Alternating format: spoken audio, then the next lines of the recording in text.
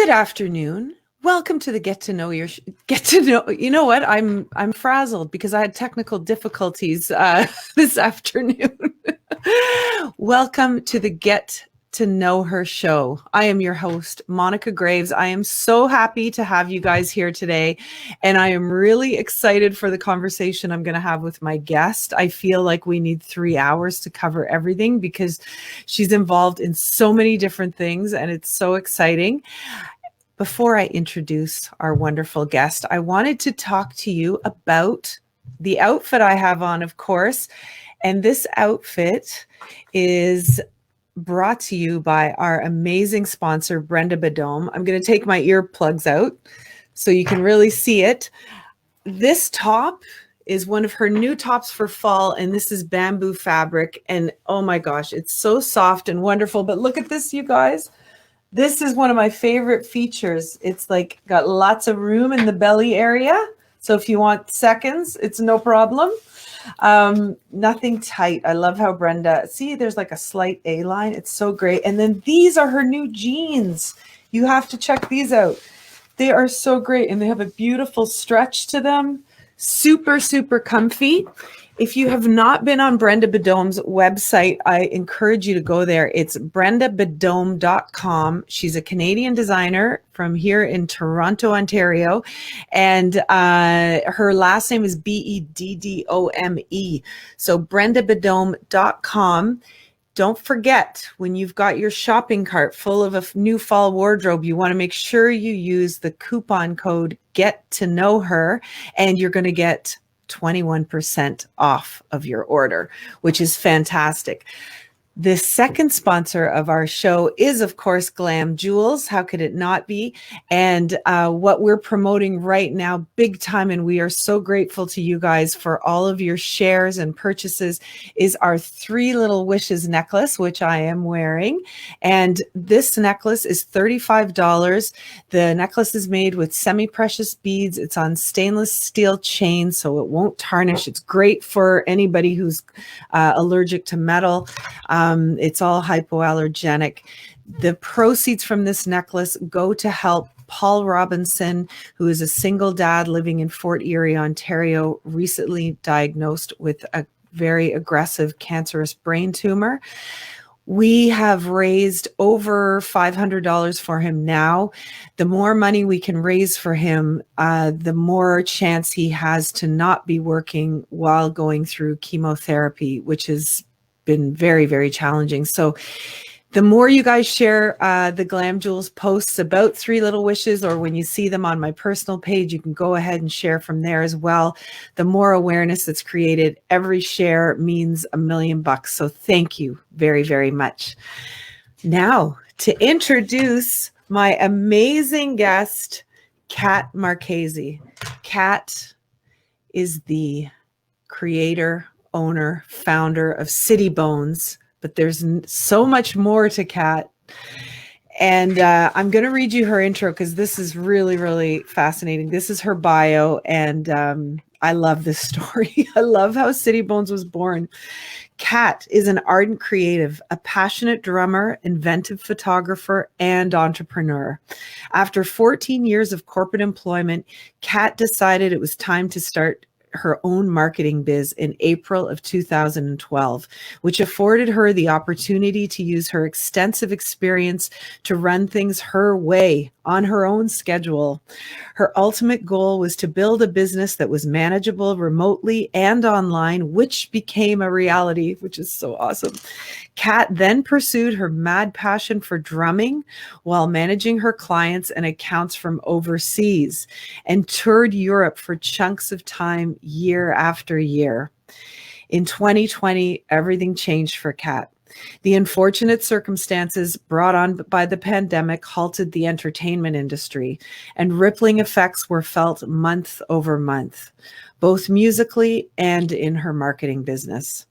Standing upright, yet feeling the force of the blow, her focus and interests began to shift, and little did Cat know a complete reinvention of sorts was on her horizon. What was once a brick collecting hobby became a fiery passion, full-blown photography art venture, and side business.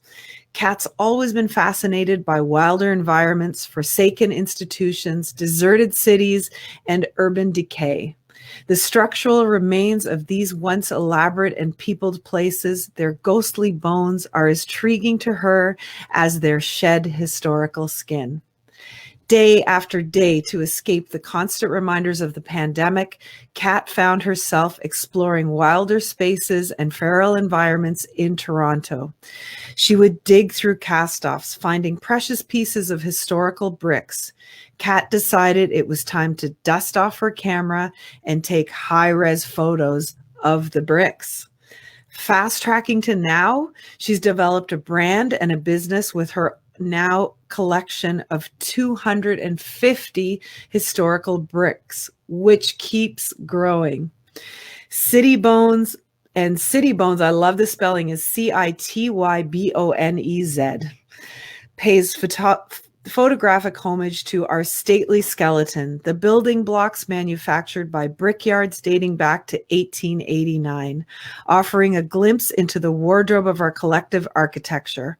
Her images preserve relics from many historical brickmakers, which produced bricks for such vulnerable landmarks as, venerable, not vulnerable, landmarks as Massey Hall, Casa Loma, the Ontario Legislature, and the University of Toronto's Hart House and Convocation Hall.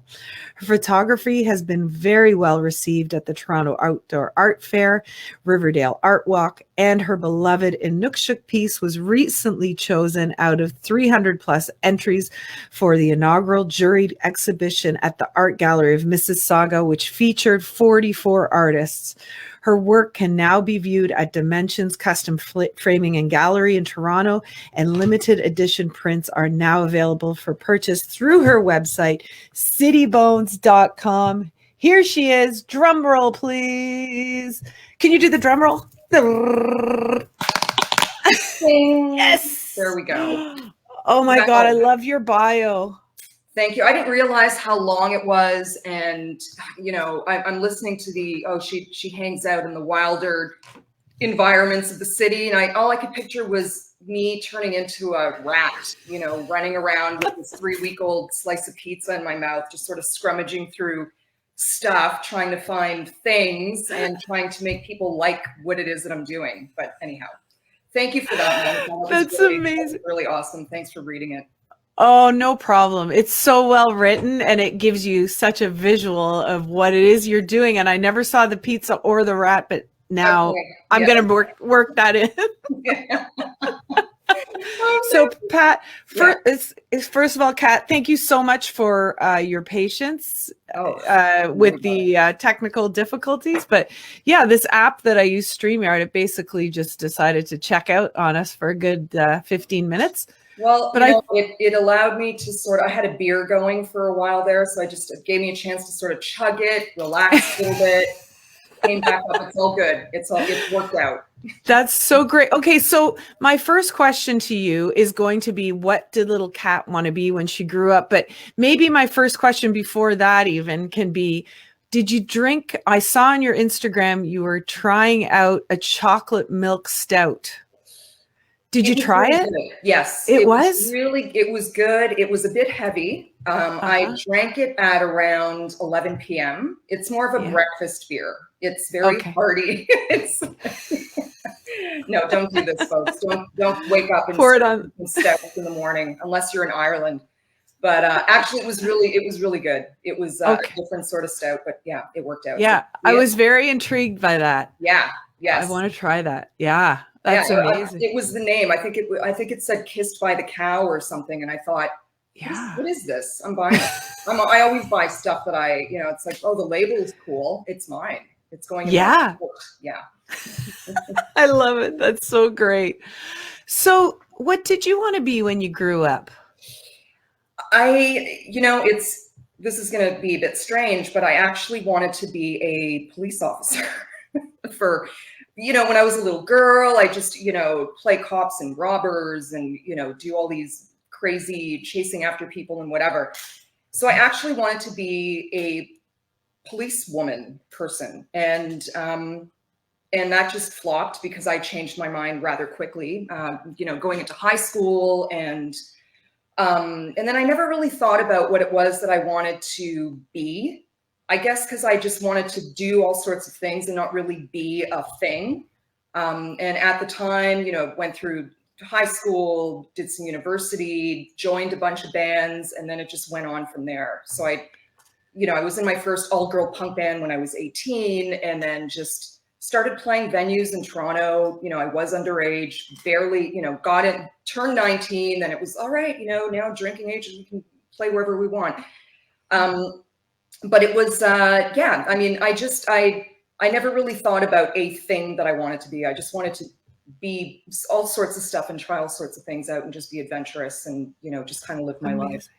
And that's amazing. Yeah. And then just started various jobs and then just landed a very lucrative, great, corporate sort of position, which was, the complete antithesis of the person that I was, being, so creative and adventurous.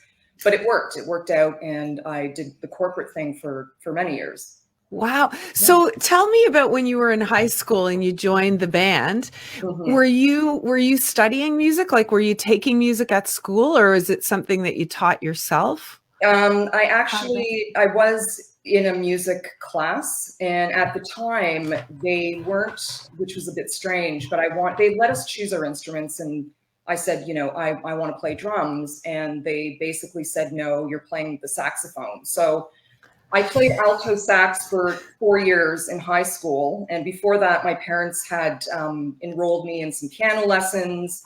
So I learned a lot of theory all throughout the years.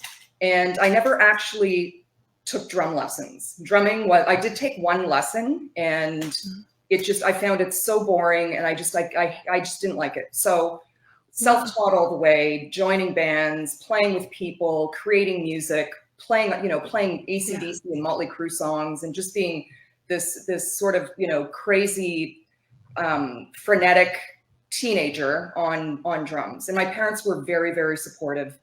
And they just love that, a lot of parents are probably maybe sitting out there thinking, wow, drums? No, I don't think so. I was never playing drums. But I was always very respectful and never really went and bashed away 3 o'clock in the morning. So that's great. Yeah. And did you grow up in Toronto, Kat? I did. Okay. Actually, I grew up in Weston, which is, the west end of the city. And then moved downtown, in my late teens, early 20s. Great. Yeah. So I'm curious to know what some of the clubs were that you played back then. Oh, not that it's that far back. It's not that far back. High school. Oh, I don't know, like a few years or something. We played places like Lee's Palace, the Horseshoe, the Rivoli, the 360, the Reverb, just a bunch of, rock venues that were in Toronto at the time. Great. And did you ever have an opportunity to play like for your high school? Was that ever something that they allowed you to do, or? Yeah, I could play saxophone in the class. And but after school, I would go into the music room and just sort of sit behind the kit and just, practice and bash away and show off. It's like, hey, look at me, and I went to Catholic school. So it was just like, oh, girl on drums. And it was just such a big deal for these people, these friends of mine. They're like, wow, this is so great that you're doing this. Why can't you play in class? And I said, I don't know. They put me on the saxophone, which was fine because it was actually challenging, and I was okay with it. Okay. So back then, like, were you in all girls school, or was it boys and girls at your school? No. So it was, did they choose a boy for the drums? Yeah, they did. Okay. So they had 3 guys playing the kit, and one day we were doing a Stevie Wonder type song. We were all sitting there with our charts, and the guys just couldn't get the thing. They just couldn't figure out how the drumming was going, and I'll never forget this. The music teacher sat there, looked at me, and he said, okay, you need to go back there and show them how it's done. And it was just this really like movie moment. I was like, are you serious? Really? So anyhow, I went back there, and I didn't know how to read I wasn't reading drum charts, but I just went by ear and feel. And I knew the Stevie Wonder song, which I don't remember what it is right now, but just kind of sat there and we just plugged right through it. And it was so natural to me. And that's when I knew that this is something I want to keep doing. And I did. Like I've kept on it until now. God. So yeah. I'm so fascinated by this. So after that moment, was there like a new recognition of you in like by your peers in high school? Yeah, there was. Yeah. There was. It was really interesting. And I felt great, of course, and, whatever. But, and the guys were just, oh, wow, this is really cool. And they were really, I actually sat down with them and said, and I don't want to seem arrogant when I say this, but I said to them, if you want some help learning some of the stuff, I can help you. You are learning how to read the charts. I don't know how to read drum charts. I can read other music theory. Drum charts are a completely different ball of wax. And I said, but I know how to feel it. And I know, like, I just know. I couldn't really explain it. So after school, we'd go, into the room and we'd sit there and just sort of jam out a little bit. And it was fun. It was all like a completely positive thing. Yeah, I've never had any negative sort of, oh, you're a girl, and except for not being able to play drums in high school. But other than that, I've never really had any, oh, chick on drums. What's going to happen? It's like, yeah. That's great. That's so great. It's so fun. So I played tenor sax in high school. Okay. But I remember I wanted to be like the guy on Spandau Ballet. Remember? Oh, yes. I was so obsessed with that. But yeah. And then the other thing, this is just silly stuff. I just came into my mind. It's no comparison, but I actually taught a lot of guy friends how to drive stick at school. And when you were saying it's a feeling, like they didn't get it. They were like following the manual of whatever and I'm like, no manual, man. You just feel it. Feel the groove. You got to feel the stick for sure. Yeah. It's a whole feel thing. Absolutely. Yeah. Drums are way cooler than stick. I keep driving stick thinking that that's my last bit of coolness. Oh, of course. No, that's great. For sure. Oh, God. Definitely. That's so great, Cat. So tell me about your transition from the corporate world. And if you're able to say who you worked for before, fine. If that's sort of something you don't talk about, that's okay too. But like your transition from corporate into doing your own thing. How was that? Basically, I was working for a company called Lava Life. So, which is a dating sort of company. And at the time they were, what were they called? First Media Group, I believe is what it was, like back in the late 90s.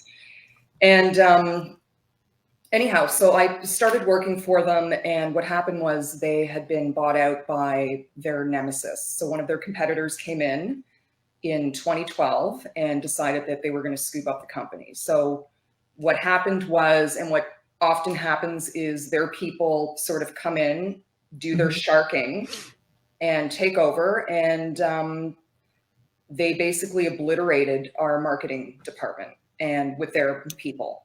So I was one of the first people that was basically, given the whole, like showed up at work on a Monday morning and no one is, and I was used to having this, this gigantic office with 50 people in there. And the second I walked in and there was no one in there, it was like, oh, I'm getting the walk. So that's pretty much what happened. I was let go. And right then I decided that I was going to, because I thought I've got all this, all these skills, and I need to do something different here. Like use those skills doing what it is that I knew, but just do it differently and package it differently. And I decided that I wanted to start my own business. So it wasn't easy, of course. And I had a lot of executive courses that they had sent us to, marketing, direct marketing, also, all the different types of marketing back in the early or the mid 2000s. And excuse me. So I decided that I was just going to come up with a name, and I took a whole lot of courses and, for months or whatever, developed my business and then just started from the bottom up and, had some amazing recommendations for, from people and started building a client base. And at one point I had, so many clients, and it was like this amazing. I thought, wow, like I love what I'm doing, and I'm doing this all for it. This is me. I'm running the show here. You know, if I'm calling in sick, I'm calling myself to call in sick, right? Like, right. Anyhow, it was amazing. It was like the best thing I could have done, and never looked back after that. I thought, you know, this is the way it's going to be. So if things decide to go south with my marketing business, then I will, you know, pick up and start something else and try something else. I had no interest in, you know, having to go back and you know, go through the whole process of working for someone else. Right. And being able to do this, to have this like new marketing business and be on the road at the same time. Mm-hmm. That's incredible. That's like, you know, people would look at that and say, oh my God, you're living the dream. But I can imagine the hours as well. And when you're in a band and you're playing till the wee hours of the night, and then there's the time difference, and you got to be, you know, on with your clients. Exactly. Not so easy. No, it wasn't easy, and I knew it wouldn't be. So there was a lot of prep that I would do before I go on the road. So I would make sure that all my files were prepared, all my calendars are updated, all my editorial stuff is up to date. So I had everything scheduled out and planned out, because I knew that when I am going into my hotel room at 3:00 in the morning, I'm not going to be thinking about the Facebook posts that I have to do for such and such client. It was right. You know, or having to come up with it fresh out of my head. I did a lot of preparation beforehand, and it was great, because I mean, I felt like I was organized in that way, and able to go and play these gigs and be this crazy person behind the drum kit, and then just go into my hotel room and everyone's thinking, oh, you know, rock star lifestyle, she's done her, you know, what is she going to be up to, and who knows, you know, this and that, and no one knows that I'm actually in the room, probably in the shower, because I've just sweated my head off. And then I'm going to do a bit of work. There's some stuff that needs to happen. Amazing. Yeah. So tell us some of the places you went to in Europe. I know you were telling me backstage about one place. Yeah, well, we've the band that I'm in has a very large sort of audience in France, the Netherlands, and Germany. So the very first time I went on the road with them, I didn't know what to expect. I thought, you know, it's just going to be some whatever. Well, we did, I think, close to 40 shows in a span of 46 days or 50 days. I can't remember. It was just this intense, and this was in 2017, very intense schedule. And we went to France first. So we did you know, like a week in France. Then we did 3 weeks in Germany. And then, and in there, we went to the Czech Republic, and we sort of bounced out into Belgium. And then we ended off the tour in the Netherlands. So I think we did about 5 shows there. And it was just full on. Yeah. I mean, Germany was just, I didn't know what to expect. I didn't know. I'd never been. And I got to tell you, the public bathrooms there are like the most amazing things on the planet, like clean. And I was like fascinated by the tiniest things. It's like, oh my God, the bathrooms are just they have soap. You can wash your hands in these bathrooms. Like, just because, anyhow, whatever, I won't get into it. But we toured around a lot in Germany, and I mean places like you know, Munich and Cologne and Lübeck and Bamberg. I mean, Bamberg is just this absolutely beautiful place, and tons of shows in Germany. 3 weeks there, no sunshine, cloudy the entire time. The second week, you know, stepped into the Netherlands. It was like, the sun came out, and the clouds were dissipating, and it was all bright. But yeah, it was really great. Food, you know, and of course, playing constantly, and it was just such an so amazing. Oh, that's so great. My family, most of them are in Köln. Yes. And did you have the Kölsch beer when you were there in the little thin glasses? Yes. Yeah. Oh yeah, the Kölsch beer, and we saw that beautiful cathedral. You know, we actually had a chance to go in there and walk around in there, and I was blown away. And the club we were playing at was just this punk rock, you know, stinky, sweaty, packed. Like it was just so, I thought this is the best. I love this so much.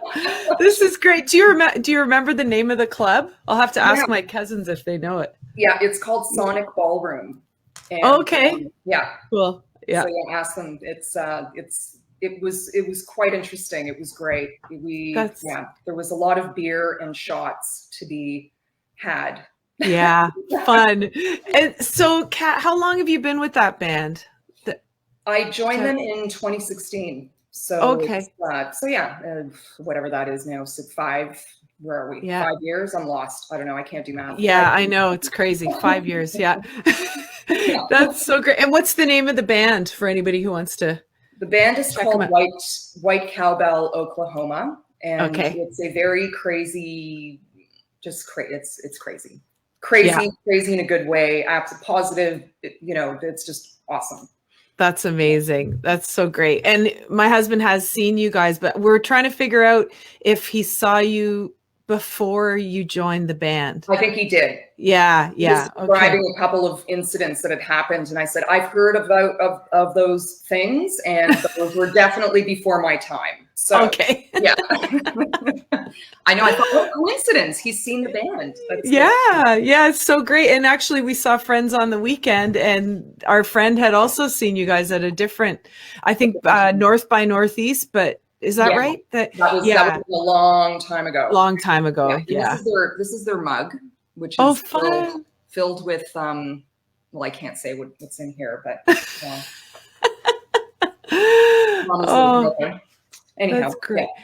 Amazing. So I love your story about this total change with the pandemic, and I just love what you're doing. Your website is awesome. So anyway, before we get into all of that, let's just go back there to the pandemic and how you were feeling, and being in business for yourself, touring with a band, it's like, woo, and then right? Yeah, it was it was a reality that I hope I never experience again. It was very I lost half of my clients because their businesses were either going to dissipate, or they feared that they just had to cut their budgets. So, I was affected by that. And musically, that just came to a complete stop. So it wasn't even a slow diminishing, this is going to get really sad. It was a complete halt.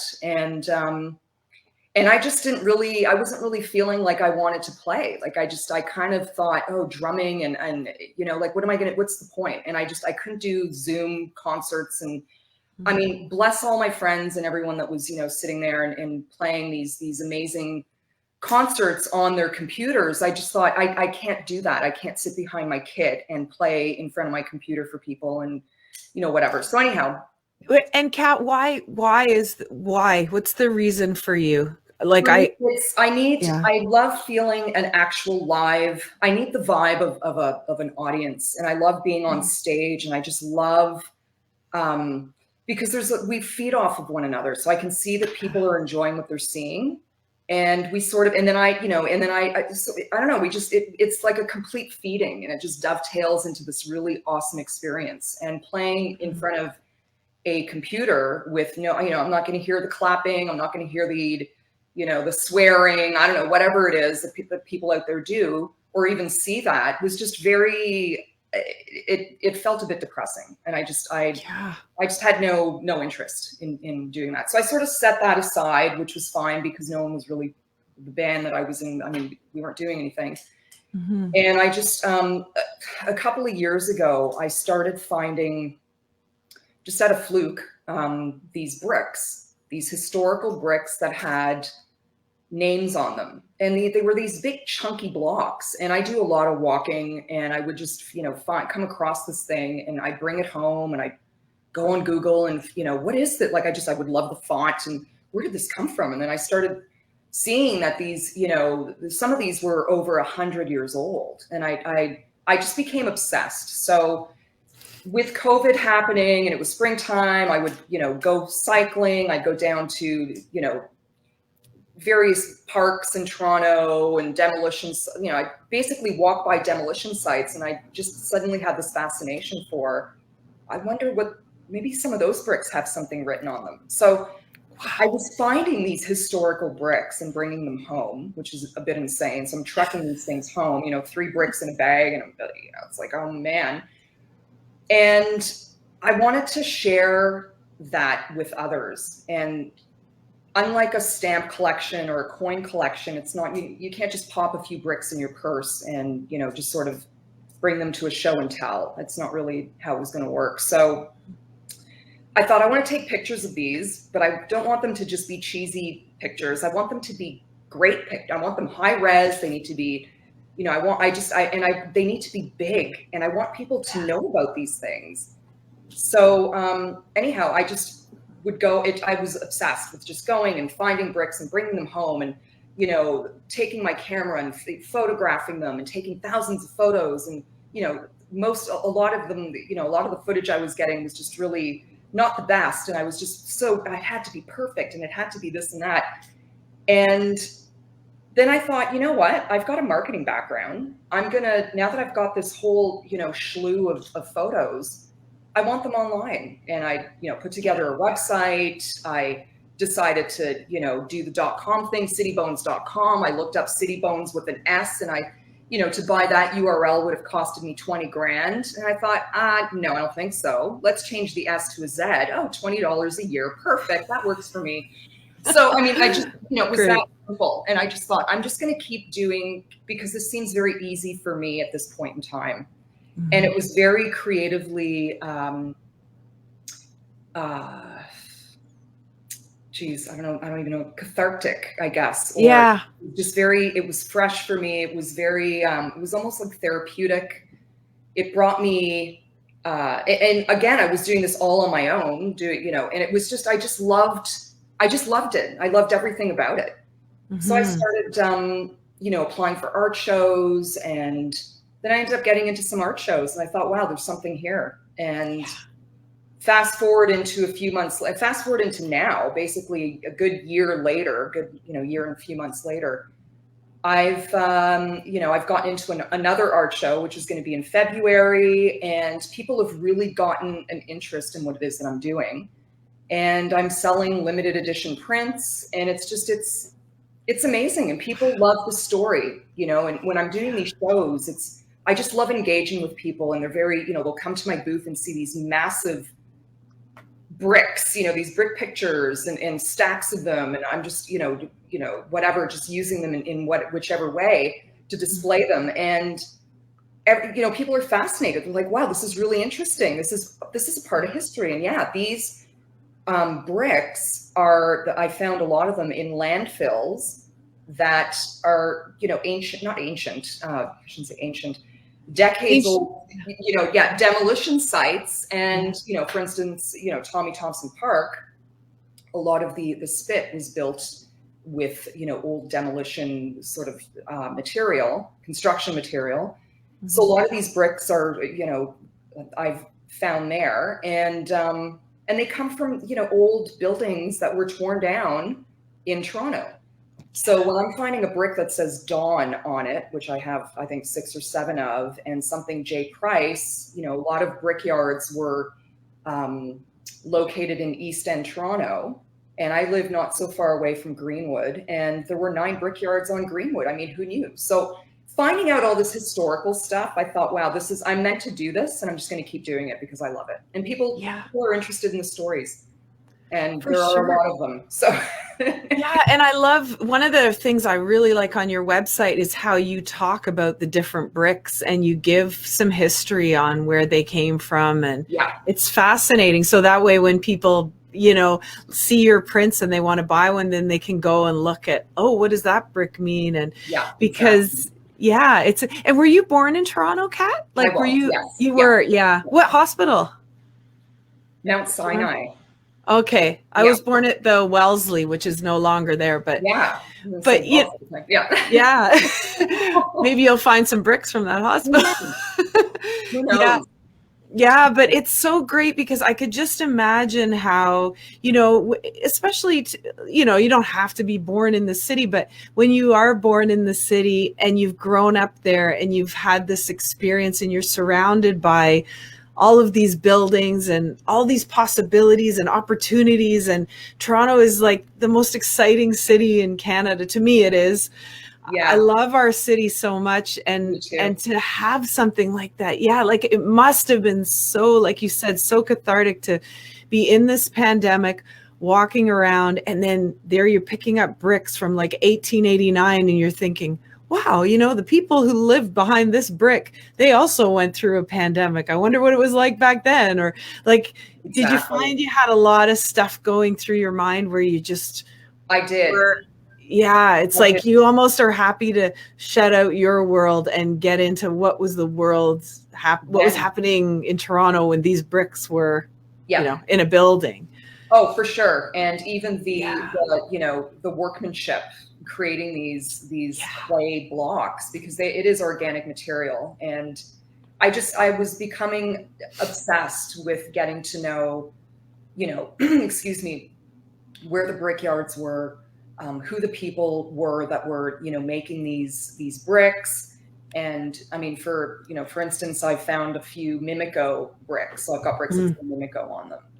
And the government at the time had actually hired um, some of the, I believe it was, I don't know, some of the prisoners or something like that back at Yeah. that end of the city, to actually to make these bricks. So rather than hiring and paying for actual people to do this, they just basically got these prisoners to make these bricks. So many of the Mimico bricks were made by them.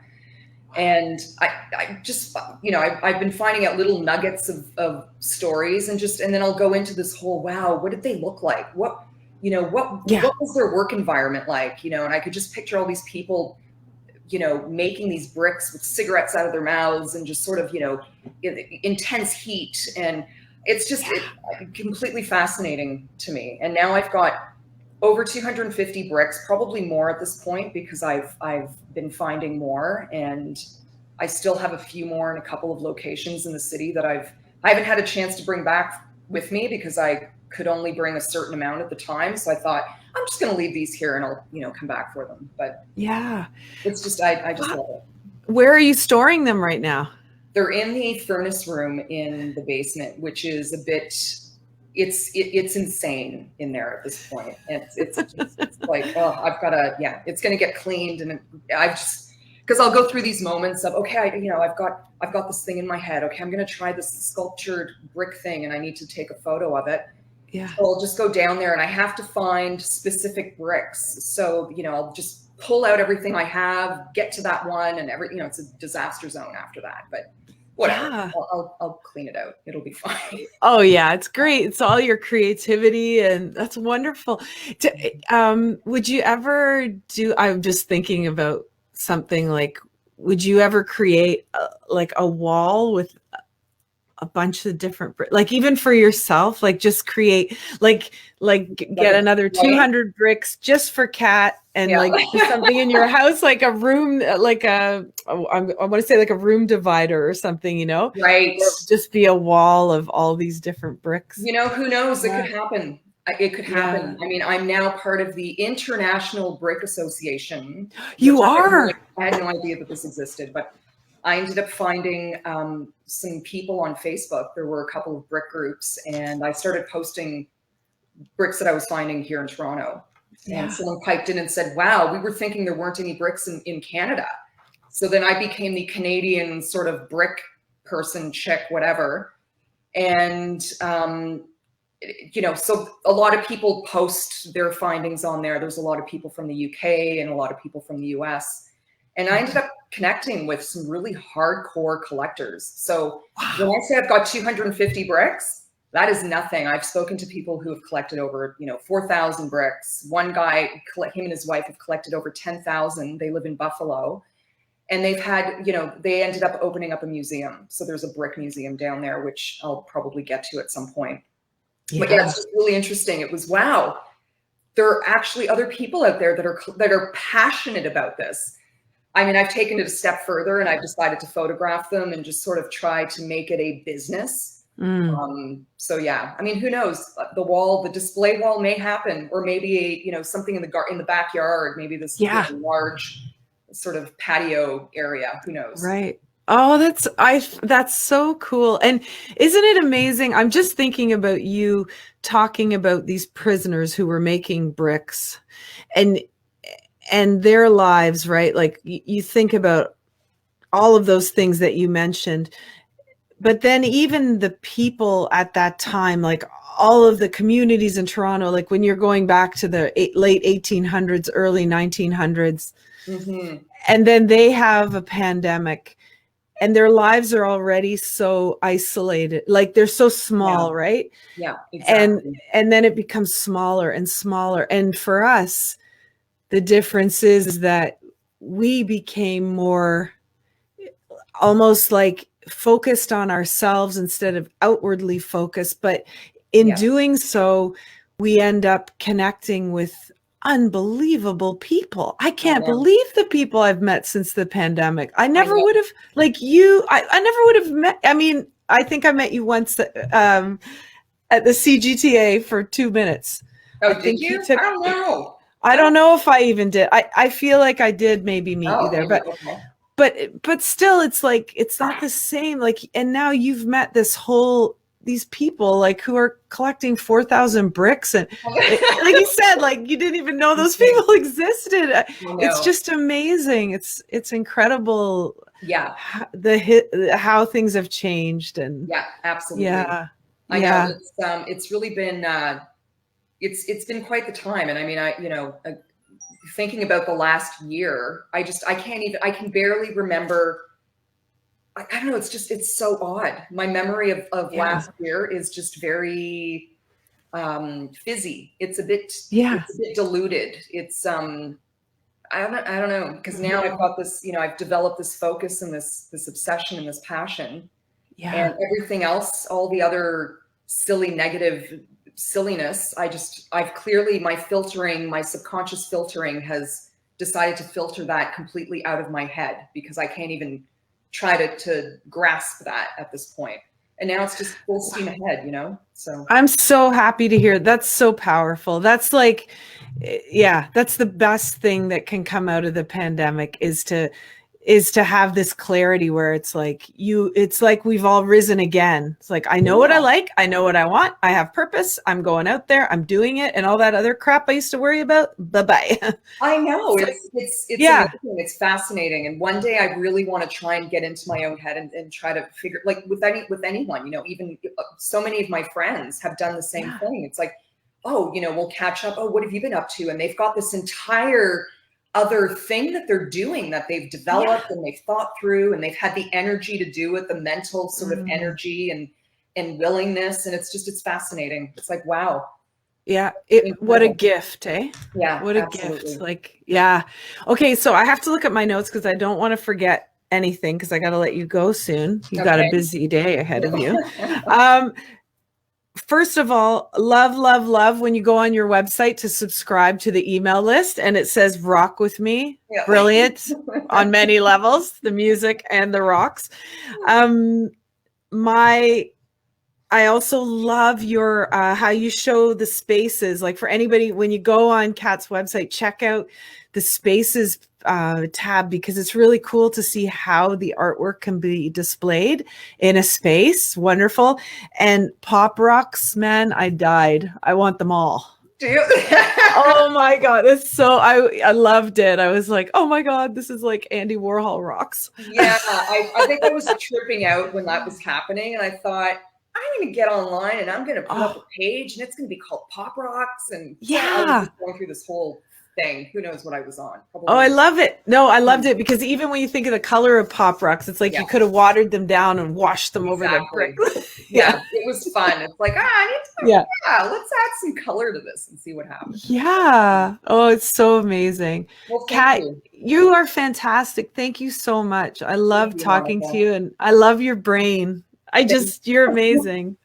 Thank you so much. I'm so thankful that you got me on your show. And I think what you're doing is amazing. And I think it's powerful and it's, important. And I love it. Thank you. Thank you. Thank you so much.